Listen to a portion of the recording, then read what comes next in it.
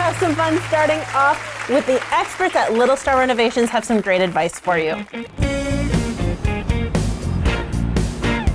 Hey Mark and Mandy, it's good to be back with you again. My name is Jobie from Little Star Renovations, and today we're at Little Star's Design Hub in East Vancouver. We're very proud of this storefront, so if you're in Vancouver, come say hi.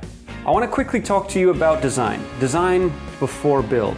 It's not something I was a believer in about 10 or 15 years ago.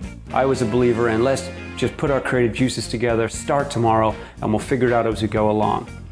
The result of all of that was strained relationship with the clients, and really when I stood back and looked, I thought, man, I wish we'd done that differently.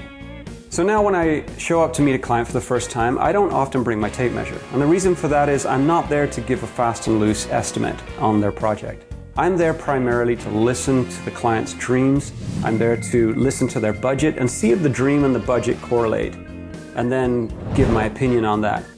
But what I'm really wanting to do by the end of that meeting is encourage the client to enter into a design phase.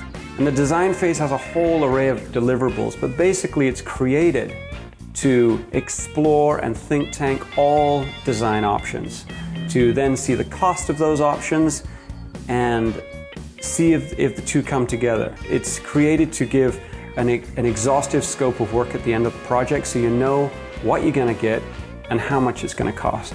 So I really encourage you, the homeowner, if you're going into a build project, to slow down, to choose design first, and then enjoy your build. Mark and Mandy, it's been great to be back with you again. We'll see you next time. Thanks for watching The Mark and Mandy Show. Like our video by clicking below and subscribe to our YouTube channel.